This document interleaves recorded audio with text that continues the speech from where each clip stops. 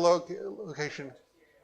Oh, I see. Okay, so that world that existed before the flood, what? Repeat the question. The question is, what's the geographical location of the Garden of Eden? Where would we find it? Okay, what happened to it? Okay, so the upheaval that took place during the flood, all the breaking up of the fountains of the great deep and the torrents of water coming down, the rapid seduction of the continents that produced the map that we have today. Creationists now have gone back and they can tell based on deep well information that they get, geology information, they've actually recreated a globe of what the earth looked like before the flood. I can't tell you how accurate it is. But what they find is one continent, like the Pangea continent. They find this Pangea continent. And that continent split apart during the flood and produced the continents we have today. They all moved apart from each other. Okay? So the Garden of Eden was completely destroyed. It no longer exists. If any remnant of it existed, it would be under hundreds and thousands of feet of sedimentary rock. Okay? And so there's just no way of going back. So everything's different. Now you may be fooled by the fact that in Genesis chapter 2 it names rivers, like the Euphrates River that exists today. But we do the same thing. We rename things. When British colonists came to Australia, they took some of the same names with them. And so they, like Newcastle, for example, they just used the same name over again. So they did the same thing after the flood.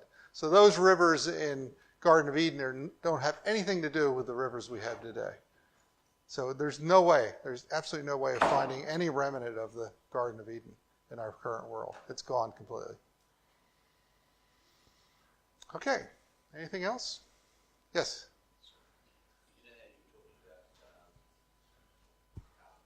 Yes. So same thing is with the dinosaurs when they say they're millions of years old, they just switch the other way and they're not millions of years old. They're not. They're not at all. And carbon dating, by their own account, only works for things that are less than 100,000 years old. So they're saying the dinosaurs are 65 million years old. So there shouldn't be any young carbon in those dinosaurs at all. Oh, how do they get the old figure? Well, it takes a really long period of time to evolve things. So if I take this watch, this beautiful watch that this church gave me last year that I cherish, and I take it all apart and I put all the pieces in a washing machine and I let the washing machine run, how long until it reassembles itself into a working watch again? What do you think? How long is that going to take? Yeah, a long time. Okay, like never. And so they need all this extra time to make evolution work. And so they worked out all these ages back in the 19th century before radioactivity was discovered. Okay, and then when they got radioactive dating, and they got some really old dates from it, they took the ones they liked and they got rid of the ones they didn't like. And that's right. So they had already decided how old everything was, and then everything fell into place.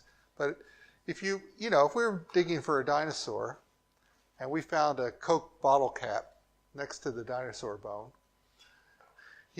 we would not come to the conclusions that dinosaurs drank Coke.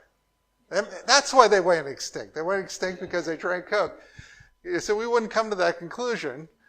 We would look around and we'd throw it over our shoulder and hope nobody saw it, okay? Because you can't publish stuff like that. So that's what happens. They come to their digs with these preconceived ideas, and if it doesn't fit their preconceived ideas, it never reaches print. You never hear about it.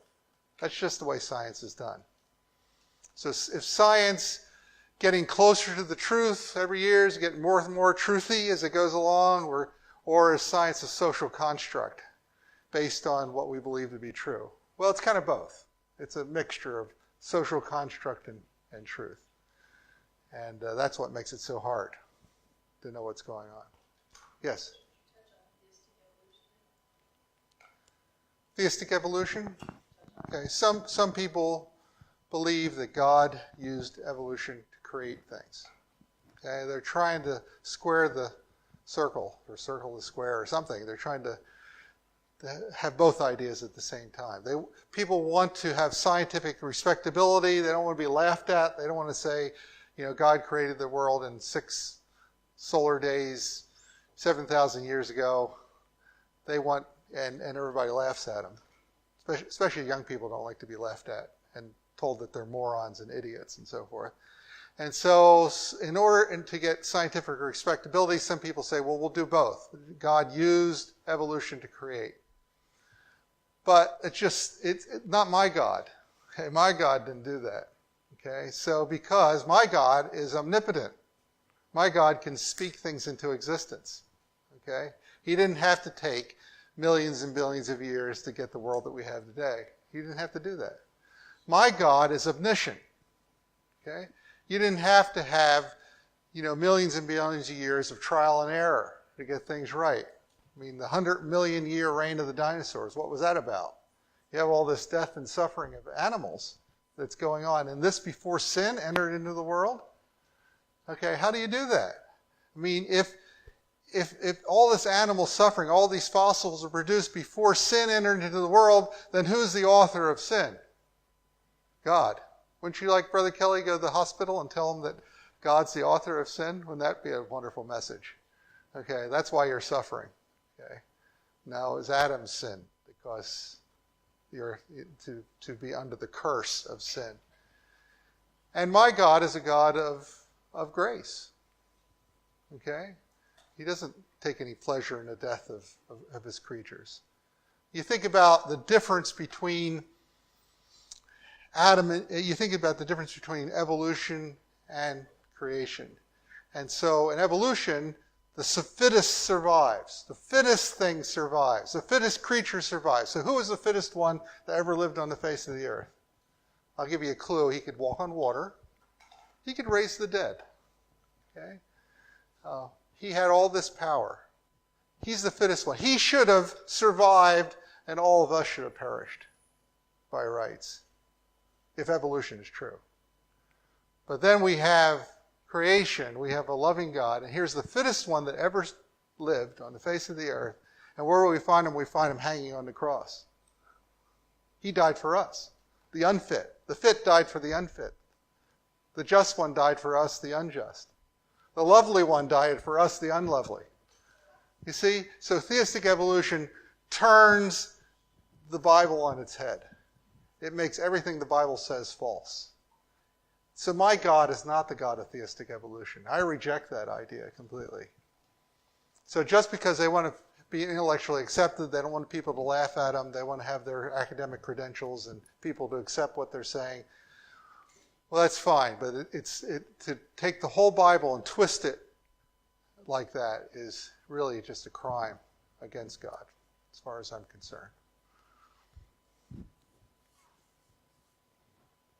Yes, sir.